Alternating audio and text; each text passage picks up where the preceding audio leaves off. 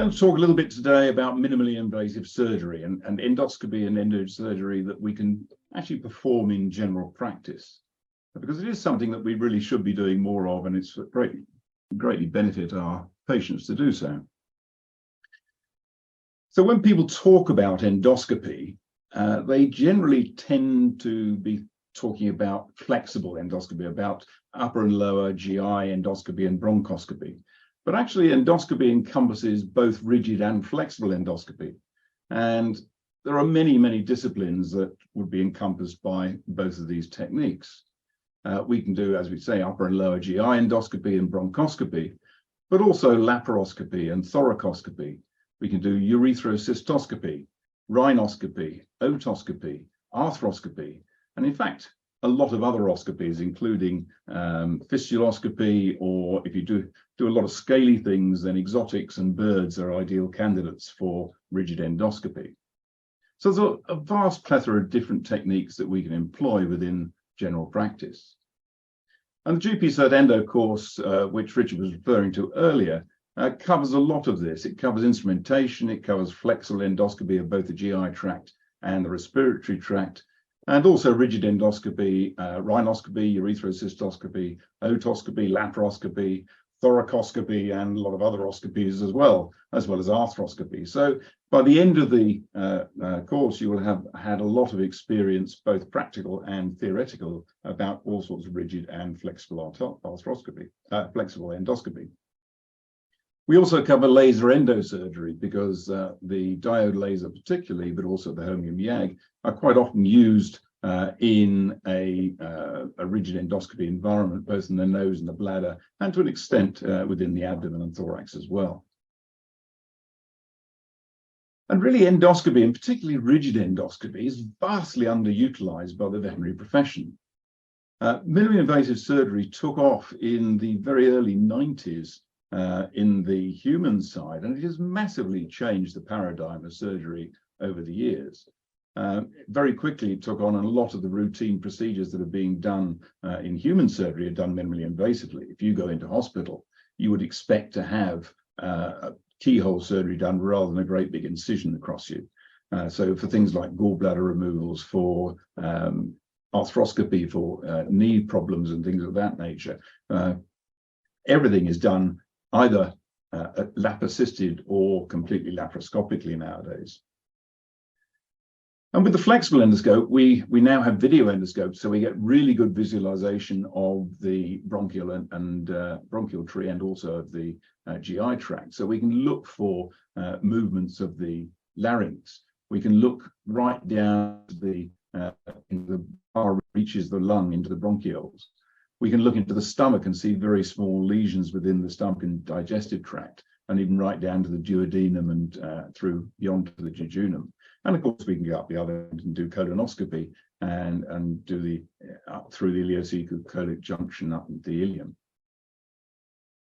We can take out foreign bodies, so things like foreign bodies within the esophagus, and these can cause quite a lot of trauma, but they're best removed with rigid endoscopy instrumentation because it's much more robust than the flexible endoscopes. And we can go into this is an adenocarcinoma within the colon, and we can actually visually see these, we can diagnose them, we can biopsy them, and we can ablate these to a large extent with a diode laser as well. The diode laser is an ideal instrument for using for debulking of tumors in a number of places around the body, because the laser light is taken down a glass fiber which fits down the instrument channel of the endoscope. So rigid endoscopy is really sort of has increased quite considerably over the last few years, with a lot of practices now performing lap spays. And there's good reason for this. It's considerably better for the patient. The patient has less pain, less post-operative pain, quicker recovery, less wound worrying. In fact, they don't usually need buster collars or anything of that nature. So it's much nicer and less painful for the patient. It's better for the owner because they recover much more quickly and they haven't got to look after a recuperating dog for several days. In fact, the biggest problem is keeping them quiet for 2 or 3 days afterwards. And it's better for the surgeon. We can see things within the abdomen that you'd never see at an open spay.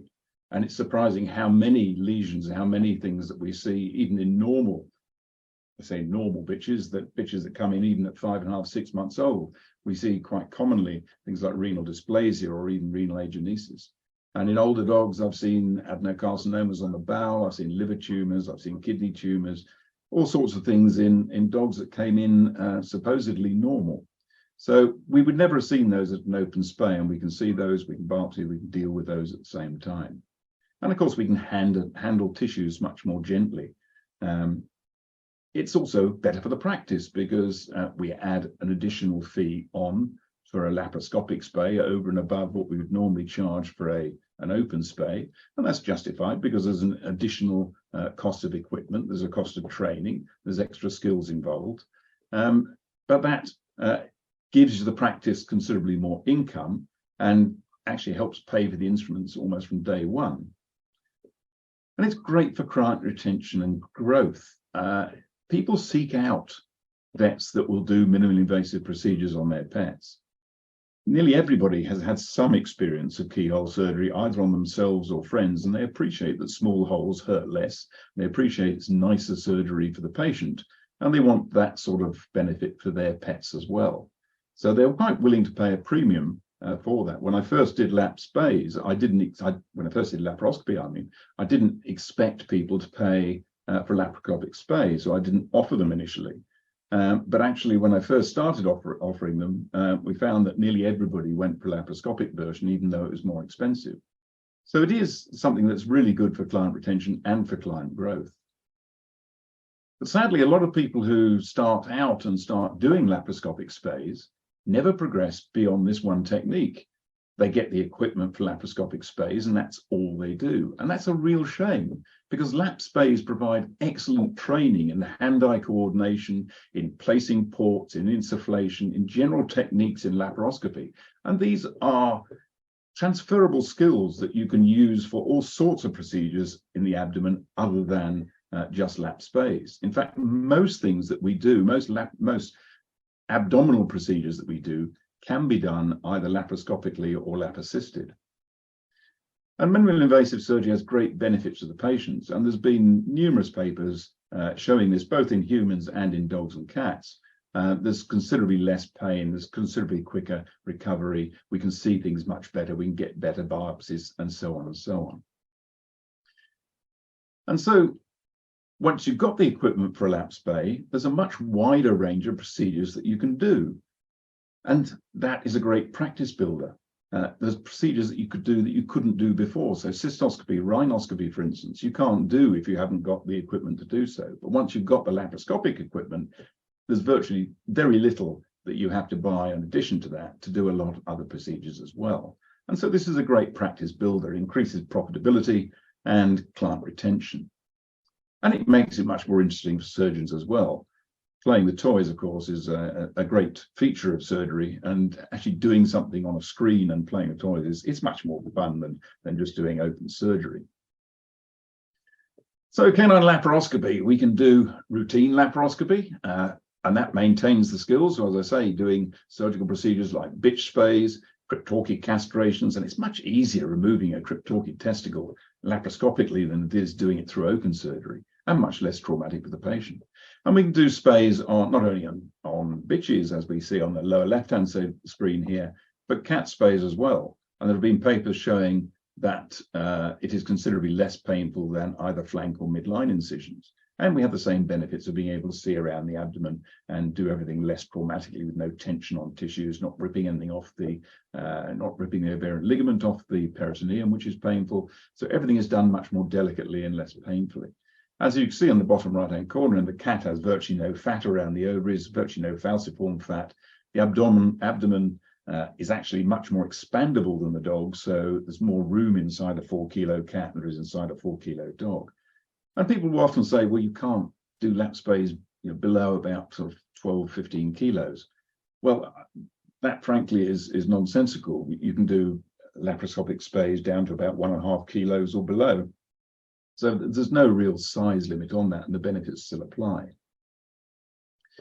So what sort of procedures can we do other than spays? Well, things like gastropexy. Gastropexy is something which is commonly used as an add-on to a lap spay, particularly in deep-chested breeds or breeds that are very prone to getting bloats and gastric torsion.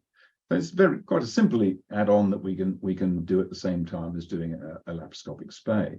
We can do exploratory laparoscopy. Very often, if you're going to explore the abdomen, we will make quite a large incision in order to do so, and that's creating trauma in its own right. So why not stick a scope in and have a look around? You can actually see things considerably better.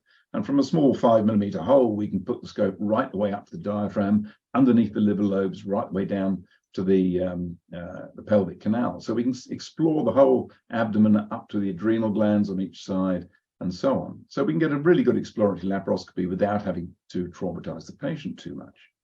We can do things like full thickness bowel biopsies.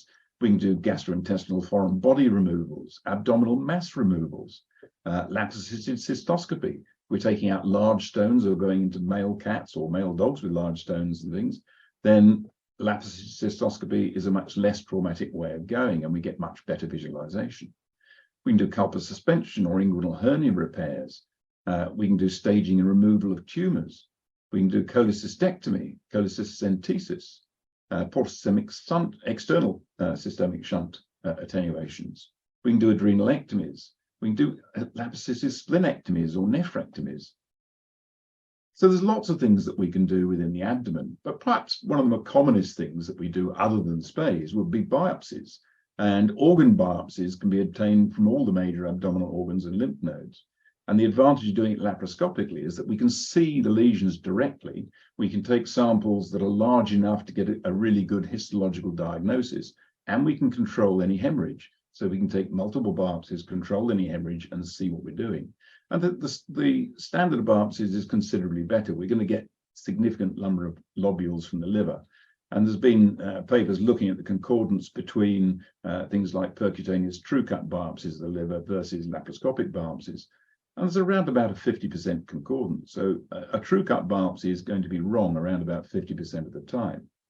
So if you want to get an accurate biopsy, then you're much more likely to do so with a laparoscopic one. And I know which I would prefer. This is an immediate post-operative view from a laparoscopic spay, but certainly any sort of laparoscopic investigation of the abdomen has got to be nicer than making a large incision and closing that bar afterwards. And don't get cats. Cats are just as important as dogs, and say the benefits apply to them just as much as they do to dogs. Very good reasons for the paradigm shift in human surgery towards minimally invasive surgery. And as I say, people no longer expect large and painful incisions for abdominal surgery, joint surgery, thoracic surgery, or even brain surgery. Most things now are done minimally invasively. And things like cholecystectomy is probably the equivalent of a lap spay, I suppose, or the bitch spay in the veterinary world. It's a common everyday surgery that they're doing all the time. And when the first laparoscopic spay was done in France in 1987, there was the gentleman who did it, Philippe Muret, they tried to strike him off. They said it was dangerous, unethical, and you shouldn't be doing these strange, weird procedures on patients. But by 1991, a consensus conference declared laparoscopic cholecystectomy as the procedure of choice in uncomplicated cholelithiasis. So it's gone from being completely dangerous and unethical to being the procedure of choice within 4 or 5 years. And from then, from the early 90s, everything has changed on the human surgical side. They're doing more and more minimally invasive procedures all the time. And for an open cholecystectomy, basically the patient stays in hospital for around about a week, and it's a slow recovery for 5 or 6 weeks before they can go back to work. When I work with a human surgeon, when we do cholecystectomies there, generally speaking, the patient would come in at lunchtime and go home that evening or go home the following morning. So it's basically a day surgery or an overnight surgery. And they're back to work very quickly. So rapid recovery, they're back to work within a week. I was actually doing a course the other day, and one of the delegates on the course said she had a laparoscopic cholecystectomy and she went back to work 2 days later. So it's a much, much more benign procedure than doing an open procedure. And we can do a very similar technique in dogs as well. We can do laparoscopic cholecystectomy in our patients, and often they're going to go back home the same on the next day as well. We tend to do this for mucoceles, which is probably slightly different on the human side. And you do need to select your cases carefully, because if they've got a lot of adhesions around there, that makes things considerably more difficult. So these are best treated early if you can. And it's a relatively simple technique. It's usually a 4-port technique with an instrument port on either side of the endoscope, and then a retractor of some sort to the side. And the technique is almost the same as it is in people, and there are a number of websites where you can actually sit and watch this on human websites to see how they do these procedures in people. So the same benefits apply to our patients undergoing lap spays. We get a much more quick recovery. It's a quick procedure. It'll take you longer when you first start, and that's partly because it's an entirely new procedure and you're learning new hand-eye coordination techniques, and partly because we have a great disparity in the size of our patients. Most humans tend to be roughly the same size, whereas we get everything from 1.5 kilo miniature Yorkies to St. Bernards and Great Danes. So there's a great disparity in size and fatness of our patients, which makes things a little bit more challenging. And I would certainly recommend when you start on something middle-sized, young and thin, to give yourself a bit of a chance. But it does take probably 50 or 60 to get into the swing of things. And there have been papers looking at the learning curve for lap spays versus open spays, and taking surgeons who'd never done either. And actually the learning curve is pretty much the same. But it does mean when you start learning lap spays, it's going to take you probably an hour or so to do your first one. Once you get really slick at it, you can get cut to shut down to around about 8 or 9 minutes. So it's a very quick procedure. There's less sewing up to do, but you do need to get some practice on your belt before you can do that. But the advantages are they get better really, really quickly. One of the commonest comments I get from clients when I give the patient back to them at the end of the day is, have you done anything? Because they're normally bouncing up and down and leaping around, and they recover extremely well and very quickly. There's certainly less pain. We don't need to use buster collars and Elizabethan collars, these sort of things. Normally speaking, a single dose of a non-steroidal will cover them over 24 hours, and that's sufficient. And I've had dogs going back to agility classes and things within a week. So it's a very, very nice surgery to do, and it's much, much nicer for the patient. And because the wounds are smaller, they generally don't interfere with them, so post-operative infection is considerably less as well. As I say, normally speaking, within a lap spay, the surgeon can see the whole of the abdomen. At the bottom right, you'll see this is the use of an instrument called the endograb, which is used for elevating the ovary and holding it against the abdominal wall for dissection. In fact, you can use this instrument for a number of things. You can hold up bowel and stomach if you're put several of these devices in if you're doing a extrahepatic shunt, or you can, whatever you want to do, you can use it for holding different organs out of the way. It's got an atraumatic hook on one side and then a sharp hook which we can place into the abdominal wall somewhere else. So it just suspends the ovary there, and then we can place a bipolar vessel sealer in to dissect around the ovary. So the nice thing is we can see the whole abdomen. Dissection is less traumatic because we're not actually pulling on anything. We're not having to put any pressure or tension on any of the tissues. And tension is the enemy of the surgeon. We don't want to be putting tension on tissues at any point, really. It creates post-operative trauma. It's more likely to get hemorrhage or even ovarian remnant or something of that nature.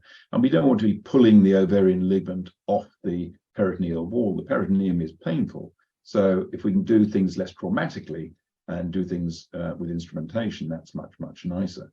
And the great joy with the endoscopic procedures is you get magnification and good illumination. So you see things really well, but all your movements are magnified as well. So everything is done gently and much less traumatically than sticking your fingers in there and groping around trying to find a uterus, for instance. So there's no tension, no tearing the ovarian ligament, and also virtually no hemorrhage, as you can see from this. There's no obvious hemorrhage at all. If you did get a bleeder, then it's very easy to see where it is and just pick it up with the forceps and seal it. It's not a difficult thing to do at all. If you get a bleeding of an ovarian stump in an open procedure, then it means extending the incision, looking down through the side of the abdomen, pulling the organs out of the way to look into the lateral trough and try and identify a bleeder somewhere, which can be quite difficult to do. And you don't need a lot of instrumentation. This copes with just about any size of lap spay. There's at the bottom right of the tray, there's a general surgery kit.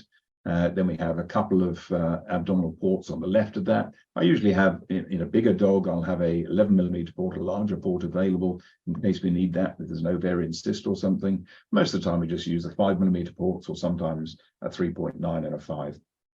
And then we have a spay hook to the left. If you haven't got an endograd, then this is used to transfix the ovary through the abdominal wall. We have an insufflation needle, a breast needle, just to the left of that, a local anesthetic for the sites of the wounds. And then we have an endoscope above that, a pair of Babcock forceps for grasping the ovary, and then a vessel sealer above that. So there's not a lot of instrumentation you need. The basic instrumentation like this, pardon me, will cover you for a lot of surgical procedures within the abdomen. I think equipment is not cheap, but it is considerably less than buying a medium quality ultrasound machine. And it's something you can do every day, you can use every day. When I bought my first equipment in 1995, it was all second-hand, and it cost me around about £75,000, which is certainly a considerable amount of money in 1995. Nowadays, the price has come down dramatically, and you can buy the whole kit brand new and much better quality for somewhere around about £22,000. So it's certainly affordable. And if you add an additional fee onto your routine surgeries like laparoscopic spays, this can be recouped very, very quickly. And on top of that, you can do additional procedures. So thoracoscopy, rhinoscopy, erythrocystoscopy, videotoscopy, arthroscopy, fistuloscopy, all these things can be done using the same equipment with very few additions. Things like thoracoscopy. If you do open thoracic surgery, it's a very, very painful procedure.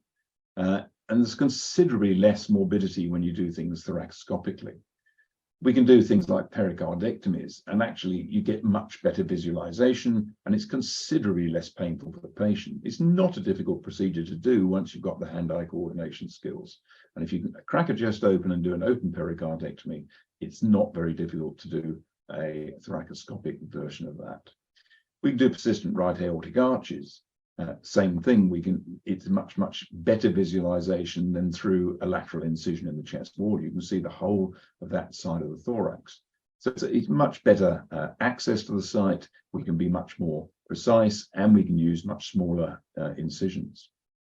And also for things like biopsies or thoracic duct occlusions, lung lobectomies, and all other sort of procedures that we might do within the chest.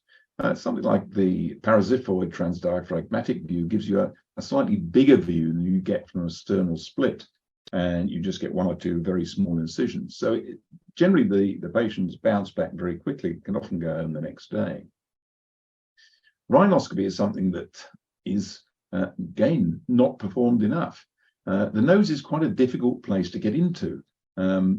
There's no other way of visualizing it particularly well. It's encased in bone.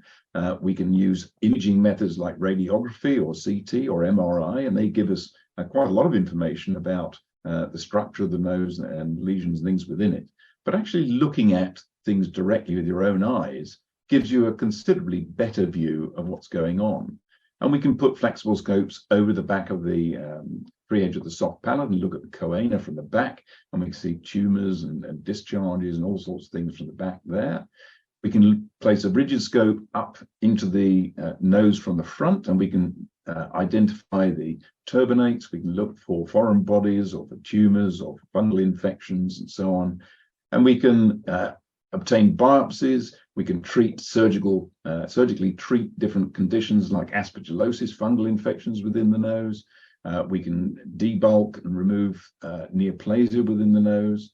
And we can also deal with conditions like nasopharyngeal stenosis, and we can open that up to allow particularly cats to breathe correctly again. We can even get into the sinuses. We do need to drill a little hole in there. But as somebody said, if you can find a hole, you can stick a scope in it. If you can't find one, you can make one. So we make a small incision into the sinus, and we can treat masses or tumors or things like fungal infections, aspergillosis, directly through the scope into the frontal sinus. And urethrocytoscopy is something that is vastly underused in veterinary medicine. They do quite a lot of that on the human side, and we see a lot of urinary problems. We're constantly seeing animals, dogs and cats, with chronic cystitis, recurring cystitis, chronic vaginitis, and things of that nature. And it's the only way you can actually see the urethra and the bladder directly. And we can see the bladder, I suppose, if you open it up, open up the abdomen and then slice into the bladder with a scalpel, you'll be able to see the mucosa of the bladder that way, but not very well. And we can actually see it considerably better and magnified using a scope without having to make a hole in the patient. So this is a view of a paramesonephric remnant, a vaginal web. And these are surprisingly common, and sometimes they present no problems at all. But often they can be associated with things like ectopic ureters or chronic vaginitis or chronic cystitis. And they're relatively easy things to treat and to remove. This is the vestibule of a cat. And it's, surprisingly enough, you can get an endoscope into the bladder of a cat as well. And sometimes we'll go in and we'll take biopsies of the bladder wall, because you can culture biopsies of the bladder wall, and sometimes you'll get different results than you will from a cystentesis. And the cat has a relatively larger urethral opening compared to the dog. So they are eminently treatable and eminently visible using a suitably sized endoscope. And we can remove things like bladder masses. Transitional cell carcinomas are difficult things to treat. Usually they're not painful. They don't cause the patient any particular troubles until they actually start to physically block them up. So they're usually at a reasonably advanced state before we actually see them. And there's very little you can do then. We can put them onto non-steroidals, piroxicam, and so on, and that will usually slow the growth down. We can put stents in, but that's usually a single one-off procedure. But we can remove those or debulk them down to the mucosal margins using a diode laser. And that will heal over in a week or two's time. You won't be able to see the site at all. Now that will regrow, but it'll regrow. They're generally slow growing, and they generally regrow over 6 to 8 months. And we can repeat the process and keep animals clinically normal over a long period of time. I've had animals go on for up to 4.5 years with repeat treatments. We can treat ectopic ureters with laser resection as well, and sometimes these present really bizarrely. This is looking at the vestibule of a bitch. The top 2 little apertures are actually the vagina with a vaginal web across the top. The little hole underneath the hole on the right is an ectopic ureter coming into the vestibule, and you can just about see another ectopic ureter within the main ureter, a urethra below that. So sometimes they present in very weird forms. So this was removing the paramesonephric remnant to open up the vagina, and then we place a guide wire down through into the ectopic ureter, and then we can just laser the free wall of the ectopic ureter and chase it right back into the bladder, into the trigone where it should be. And that way we can reposition the openings of the ureters back into the bladder and hopefully return normal urinary function. We can deal with urethral stenosis. Not a very common problem. We get that quite commonly where they've had urethral trauma, either through something like stones passing, or maybe previous catheterization and things of that nature. So here we have a very small stenosis within the urethra, and we can open that up a bit with a laser and stick a balloon catheter in there and open that up. We can also deal with urethral sphincter mechanism incompetence and quite minimally invasively by injecting bulking agents submucosally within the proximal urethra. And these different things have been used over the year. We've been used things like collagen implants, but they don't tend to last all that long, probably 6 to 8 months, sometimes a year. We're now using other things like macroplastic, synthetic sort of substances which have been used in people and can last up to 2.5 years. And this creates a small sphincter, if you like, in the proximal urethra to help cope with USMI. And again, it can be repeated again if they start to get leakage again. And it's a nice procedure to do in those animals that are suitable for it. You have to choose your patients carefully. If they've got a really wide, really short urethra, then this probably won't be sufficient for it. But it works really well in those cases that it's suitable, and they go on the table incontinent and get off continent. So can't see better than that. We can do lap-assisted cystoscopy, particularly in male dogs and cats, where we have stones or something which won't come out through the urethra. And this usually is for larger stones, or sometimes for larger masses that we need to get access to in male dogs and things where it's difficult to get up the urethra. So we need to insufflate the abdomen, much the same as we would do for a lap spay. Here we've got a breast needle just in front of the, or just cranial to the umbilicus. We have a catheter in the bladder. We're going to create a small incision over the apex of the bladder, place a Babcock forceps and a port into that, and then we're looking at that through the telescope, which is in the cranial port. And we're going to grasp hold of the apex of the bladder, bring that up to the abdominal wall, and then we can suture the bladder to the abdominal wall. And the size of your incision is going to be dependent on what you're going to need to get out of the abdomen. In this particular case, we were only going to put a laser fiber in to deal with some polyps. If you're going to take out very large stones, we need to make a larger incision in order to do so. But we can suture the bladder to the abdominal wall, make an incision in the bladder, and then we can place instruments through that and do what we need to do within the bladder. And these were different types of polyps. These are all in the same dog. And we can see the one on the top right is only about 1 millimeter across. So we have really good magnification. We can get very small polyps and we can deal with a whole lot in one go. So this is a laser fiber alongside the endoscope, which has been placed into the bladder. And we can use the laser just to ablate all the different polyps within the bladder. And you'll get some charring and some devascularization of the surface of the mucosa, which will slough away in the next few days. And as I say, if you go in there and look at that in a few days' time, that will look like normal mucosa.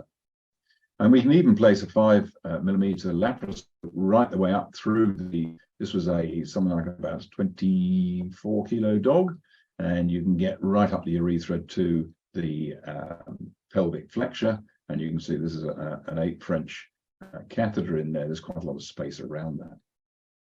And ultimately, you end up with 2 small incisions rather than a massive grade incision, parapenile incision. So video otoscopy, again, we can use this for deep cleaning of the ears. The great advantage is you get massively better illumination and magnification, where the instruments you're placing into the ear aren't obstructing the vision as they do in a normal otoscope. So we can get a much better view and do a much better job of cleaning the ear out. We can even do a myringotomy under direct control, and we can take out foreign bodies, we can resect masses. This is actually a view at the bottom here into the middle ear. So in the ventral part, we've got the tympanic bulla, and the hole in the top part there is the opening of the eustachian tube in the dorsal ridge. So you can get right into the tympanic bulla in medium to large sized dogs and clean that out and do a good job of sorting the ear out. Arthroscopy, again, it's a great diagnostic tool. It's much less traumatic than cutting right into a joint, and we can get in there. It's surprising how much space there is inside a joint and how much you can actually see. So we can do surgical procedures in there. We can do OCD lesions, fragmented coronoid lesions. We can investigate ligament injuries and so on. We can palpate and block the surface, looking for chondromalacia. There's lots of things that we can do within the joint, and we can do that minimally invasively, and they get up and they're much, much more comfortable than if you cut the joint right open. And even things like fistuloscopy, we quite often get various fistulae in dogs, either from stick injuries or often bite wounds and things of that nature. And they've very often got foreign material in there, bits of bark, grass, the dog's own hair, things of that nature can get embedded into wounds. And we can explore those with the bridged endoscope under saline irrigation. We can take out any bits of foreign material with forceps and flush and irrigate the wound right out very well. So we can do a good job of that without having to increase trauma by extending the wound and opening it right up. So in summary, really laparoscopic bitch spays are just the start. We should be looking more and more at what other procedures we can do minimally invasively. And the joy with the laparoscopic bitch spays is they pay for the equipment. And generally speaking, around about 4 spays a month repays the lease on the equipment if it's leased over about a 5-year period. And most people will put a surcharge on a spay, and 4 spays would be sufficient to pay for the equipment. And on top of that, you can then do a wider range of procedures as well. So not only can you do additional spays to increase your profitability, you can do rhinoscopy, cystoscopy, otoscopy, arthroscopy, and so on. So it's very difficult not to get the equipment to pay for itself from day one. It really is something that you will use every day. So it's not just additional laparoscopic procedures that you'll be able to do. You'll be able to do, as I say, all these other procedures as well. So ultimately, we should be continuously re-evaluating our procedures and aiming for optimum surgical technique coupled with minimal trauma to the patient. We tend to do whatever we've been taught at university, and often universities are very slow at taking up with minimally invasive surgery because they have to teach basic techniques and basic open techniques. But we should be reinventing things or looking at things and seeing, are there better techniques, better ways of doing this? And you only have to look to the human surgical side to see how much they do minimally invasively. And there's a good reason for that. As surgeons, we create trauma, and that's unfortunately that's necessary, but that's what we do. We create wounds, we create incisions, we resect tissues, and we do it with the best will in the world to try and improve the patient's benefits, health over the medium to short term or medium to long term. But surely if you can do as good a job or a better job through a much, much smaller incision, then that's what we should be doing. We should be creating as little trauma for our patients as we can, conducive with doing a good job. And most of the time we can do as good a job or a better job minimally invasively than we can through open surgery. So we should be looking at extending the sorts of things that we do. There is an excellent book out there, which I think Richard mentioned earlier. This covers everything that's in the course plus more, and now has video access as well. So this is the second edition of it. So I'd urge you to go and buy that and then come along on the GP Cert Endo course.